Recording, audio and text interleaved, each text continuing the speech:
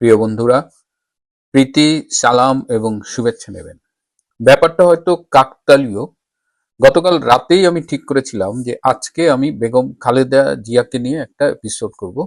এই এপিসোডটা করতে চেয়েছিলাম মূলত এই যে তিনি গতকাল মনোনয়নপত্র জমা দেওয়ার জন্য যে টিপ সইটি দিয়েছিলেন সেটি নিয়ে আমার কিছু প্রশ্ন ছিল।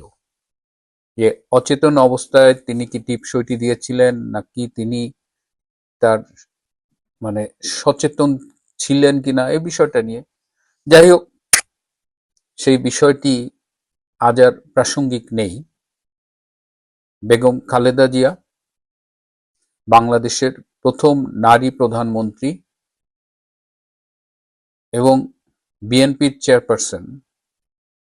তিনি আজ সকাল ৬টায় ঢাকায় এভার কেয়ার হাসপাতালে মৃত্যুবরণ করেছেন। জাগতিক সব হিসেব নিকেশের ঊর্ধ্বে তিনি। কিন্তু আমি ভাবিনি যে আজকে তার মৃত্যু নিয়ে আমি আপনাদের সামনে কথা বলবো। যে কোনো মৃত্যুই কষ্টের। আমরা যারা ৮০-র দশকে রাজনীতি করেছি, ৮০, ৯০, ০ দশক বা তার পরবর্তী দশক, প্রায় ৪.৫ দশকের এই রাজনৈতিক সময়ের সবচেয়ে গুরুত্বপূর্ণ দুটো যে অধ্যায়, তার একটি শেখ হাসিনা আর একটি বেগম খালেদা জিয়া। আজকে বেগম খালেদা জিয়ার একটি দীর্ঘ রাজনৈতিক অধ্যায়ের সমাপ্তি ঘটল।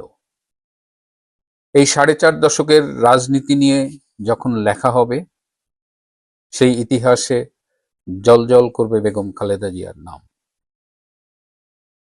বেগম খালেদা জিয়ার মৃত্যু নিয়ে আজকেও কথা হচ্ছে। বলা হচ্ছে তিনি আগেই মারা গেছেন, আজকে ডিক্লেয়ার করেছেন। আরো আগে বলা হচ্ছিল, ১৬ই ডিসেম্বরের আগে বলা হচ্ছিল যে তাকে ১৬ই ডিসেম্বর ডিক্লেয়ার করা হবে, যাতে বিজয় দিবসকে ম্লান করা যায়। এই যে আলোচনাগুলো, এই অনুমানগুলো, এগুলো আমার কাছে কেন জানি মনে হয় যে এগুলো মানসিক সুস্থতার পরিচায়ক না। ১৬ই ডিসেম্বর যে কেউ মারা যেতেই পারে, কিন্তু একদম প্ল্যান করে একটা লোককে ১৬ই ডিসেম্বর মারা হবে, এই আইডিয়াটা কার মাথা থেকে কিভাবে আসে আমি জানি না। এবং আমি চিকিৎসক হিসেবে এই জায়গাটা একটু কথা বলি। যেহেতু চিকিৎসক সেহেতু আমার লাগে, যখন আপনারা বলেন যে খালেদা জিয়া আগেই মারা গিয়েছিল, তাকে আইসিইউতে রেখে দিচ্ছে, ডিক্লেয়ার করে নাই, এখন ডিক্লেয়ার করছেন, রাজনীতির নানান হিসাব টিসাব দিয়ে বলেন যে এই কারণে তাকে আজকে ডিক্লেয়ার করেছে, তিনি আগে মারা গেছেন। এটি সত্যি নয়। আমাদের একটা ভ্রান্ত ধারণা আছে যে আমরা বোধহয় ইচ্ছে মতো যত ইচ্ছে যতদিন ইচ্ছে একজন মৃত মানুষকে ভেন্টিলেটরে বা আইসিইউতে লাইফ সাপোর্ট দিয়ে রেখে দিতে পারি। এটা ঠিক না। মৃত মানুষকে লাইফ সাপোর্টে বেশিক্ষণ রাখা যায় না। খালেদা জিয়া আজকে ভোর ৬টায় ঢাকার সময় মারা গেছেন। তিনি আগেও মারা যাননি, তবে হ্যাঁ, গত কয়েকদিন ধরে তার অবস্থাটার অবনতি ঘটছিল এবং প্রায় ১০ দিন আগে তার ট্র্যাকিওস্টমি করা হয়েছিল। ট্র্যাকিওস্টমি করে তার তিনি যেন আরো কিছুদিন এই সাপোর্টে বেঁচে থাকেন, এই চেষ্টাটা ডাক্তাররা করেছে। বেগম খালেদা জিয়ার জন্য যে মেডিকেল টিমটা করা হয়েছিল ২৪ সদস্যের বা আরো বেশি, এত বড় এবং এত স্পেশালাইজড লোকজন নিয়ে একটা মেডিকেল টিম করা, এটা কিন্তু সারা পৃথিবীতে খুব রেয়ার। বাট ডাক্তার জাহিদ সেই কাজটা করেছেন। জাহিদ ভাই সেইটা তিনি চেষ্টা করেছেন। But to be honest, madam জিয়ার অবস্থা আসলেই খুব খারাপ ছিল এবং তিনি আজকে ভোরে মারা গেছেন। তো এই জায়গাটা আমি, আমার দোহাই লাগে যারা বলেন আগে মারা গেছে, ডিক্লেয়ার করেননি, প্লিজ এই কথাটা বললে না পুরো স্বাস্থ্য ব্যবস্থা, ডাক্তারদের উপর আস্থা, এই জায়গাগুলো ক্ষতিগ্রস্ত হয়। বেগম জিয়া আমাদের সময়ে জাতীয় নেত্রী ছিলেন। তখন শেখ হাসিনা এবং খালেদা জিয়া দুটো রাজনৈতিক ধারার নেতৃত্ব দিতেন। রাজনৈতিক কারণে আমি কখনোই তার অনুসারী ছিলাম না, তার কট্টর সমালোচকও ছিলাম।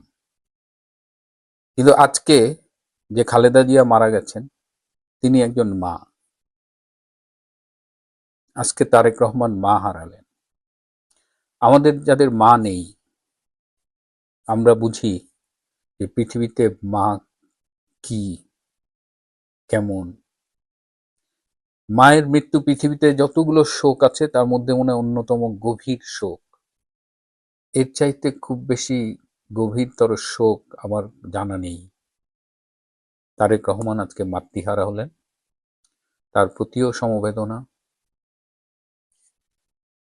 বেগম খালেদা জিয়ার একটা বিশাল অনুসারী রয়েছে দেশে, তাদের প্রতিও সমবেদনা। শোক সন্তপ্ত পরিবারের প্রতি সমবেদনা। রাজনৈতিক বিরোধিতা ছিল, এটা অস্বাভাবিক কিছু নয়, তবে কিছু কষ্টও ছিল। যেমন ওনার একাধিক জন্মদিন ছিল, তবে সবচেয়ে নিষ্ঠুর ছিল উনি 15ই আগস্ট হঠাৎ করে জন্মদিন পালন করা শুরু করলেন, যে দিনটি বাঙালির জাতির পিতাকে হত্যা করা হয়েছিল। বাঙালি যে দিনটিতে শোক পালন করে, সেই দিনটিতে জন্মদিনের মতো একটা উৎসব, তাও আবার ভুয়া জন্মদিন, এটি তাকে দিয়ে যারা করিয়েছিলেন তারা তার প্রতি খুব জাস্টিস করেননি, এবং এটি আমাদের ভীষণ কষ্ট দিয়েছে। আমাদের আরো অনেক কষ্ট দিয়েছে 21শে আগস্টের গ্রেনেড হত্যা চেষ্টা, যেখানে সংসদে দাঁড়িয়ে বেগম খালেদা জিয়া বলেছিলেন শেখ হাসিনা ভ্যানিটি ব্যাগে করে নিজেই গ্রেনেড নিয়ে গিয়েছিলেন, অথচ যে হত্যা পরিকল্পনাটা তার ছেলে এবং তার সাথে আরো কয়েকজন মিলে করেছে। এই নিষ্ঠুরতাগুলো মেনে নিতে পারি না।